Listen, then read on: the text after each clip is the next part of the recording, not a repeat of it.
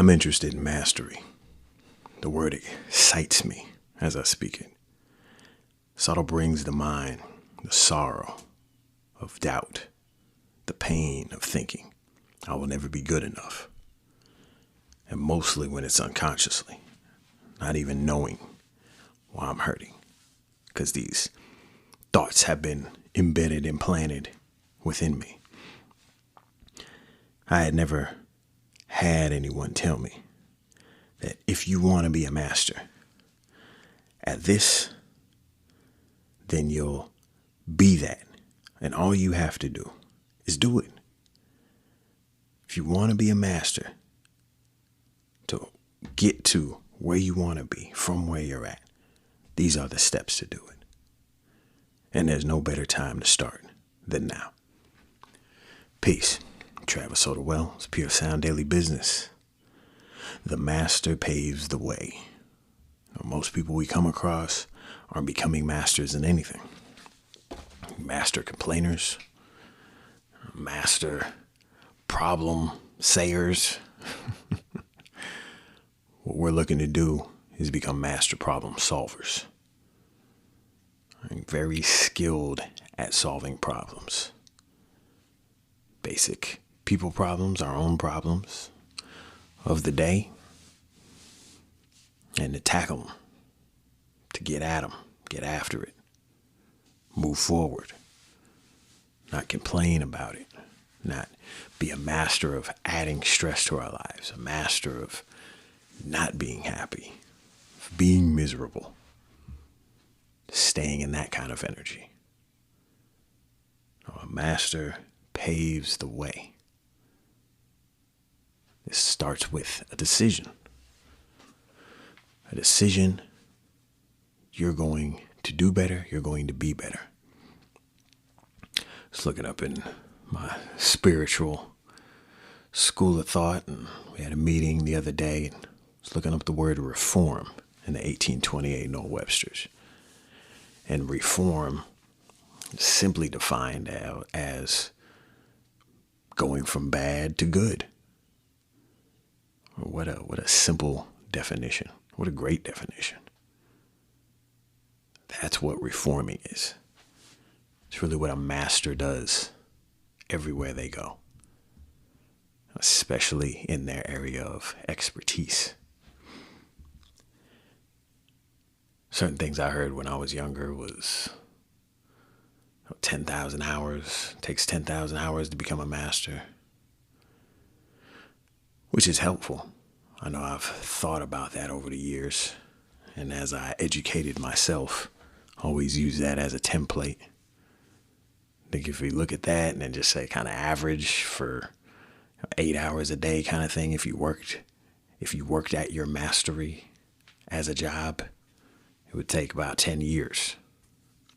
I'm just saying this off the top of my head. I haven't doubled down or wrote this down. This is just an exercise I was doing one day, so I could be way off here. However, of course, if you want to get there faster, do more. That's where we get into your interests. What do you love to do? What is the most profitable? What brings the most value to yourself and other people? This is gaining mastery. I don't know that I ever really heard the word in school. And why are we learning anything? Not learning to answer questions. Not learning to get an answer right on a test. We're not even learning to get confirmation. Others to tell us that's right, that's good.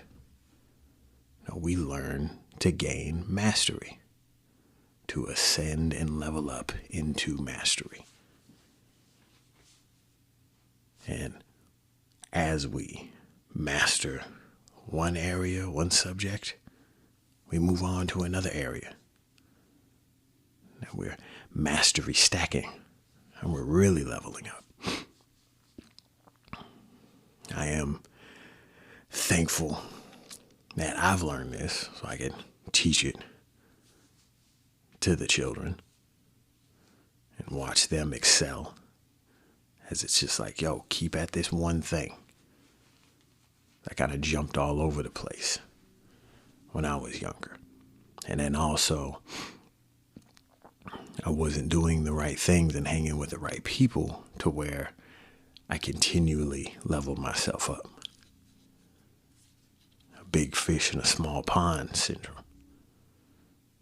So as I got a little better than other people I was hanging around, that wasn't the best peer group. I hung out more with the gangsters and the druggies. So the only thing I was never good enough at was running my mouth. Was never good enough at getting a lot of girls. Was never good enough at,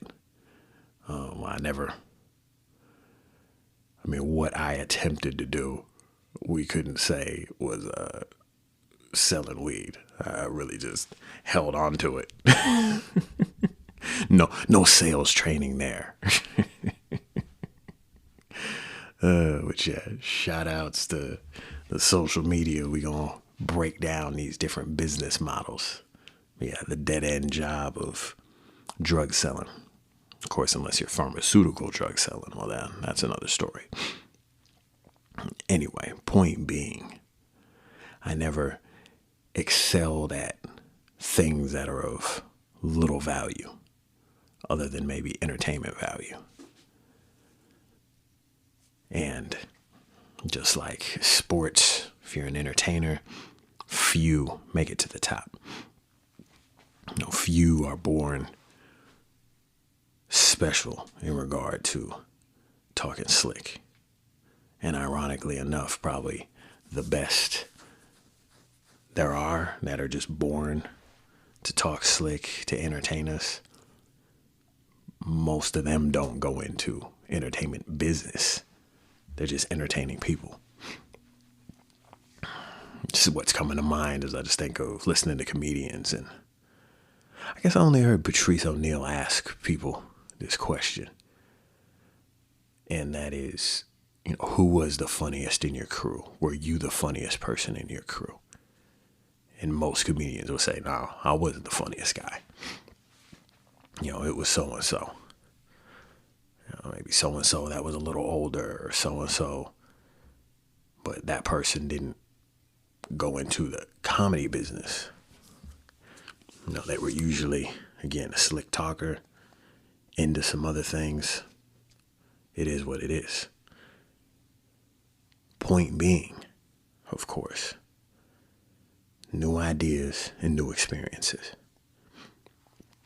which these things ultimately come from connecting, building relationships with people. And that's the real skill of mastery. So why it all comes back to the skill we all need to be building is the communication skill, the connection skill, which is really what I'm saying. Because it's not only speaking.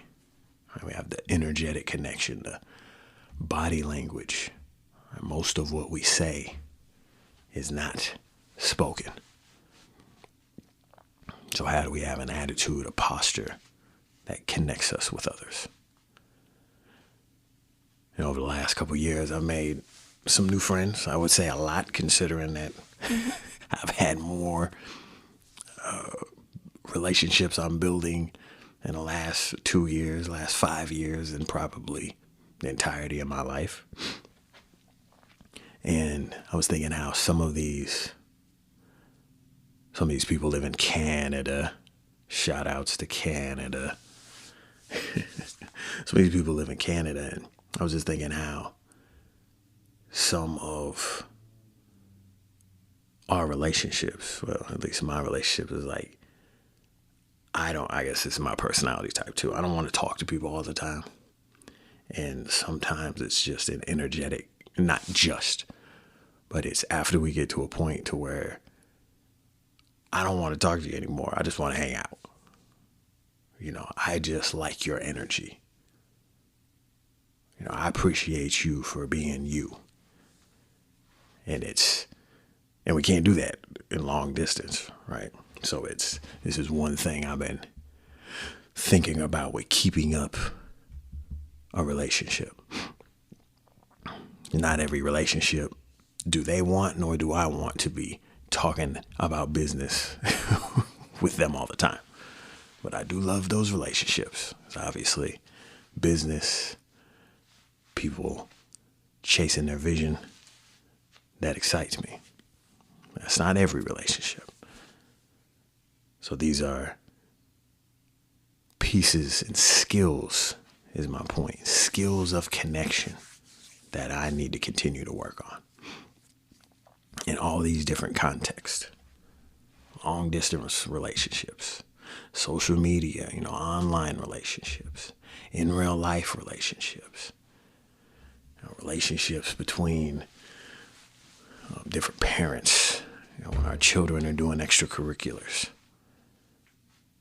All these different ways we connect with each other, opportunities to have an experience to connect with each other. And as it seems, as I'm speaking it and your ears hearing it, it's a focus in my life right now to connect with people. I'll land on this point. I've been reading Coach Michael Burt's books, and part of his structure of a selling system is what he calls the top 25. And the top 25 people that are that you bring the most value to, and they bring the most value to you. And that concept is really taking me to, okay, how am I going to build these relationships? Top 25 people. And it's not just business. It ain't just, 25 people that bring me the most money. These are people that I'm loving on and they loving on me. We do business together. We do personal together. We check in on each other. We make sure we take care of each other. Why? Because we're working towards the same goal. Getting money? No. We're masterminds. And we're working to continue to develop and grow. So that's who I'm looking for to add, to connect with. And you find the other masterminds by paving the way for the people coming behind you and connecting with other masterminds that have paved their way. And you meet on the path. So what are you working towards? Again, what are you going to be the best in the world at? What are you building mastery in? Travis Soderwell, it's Pure Sound Daily Business. Peace.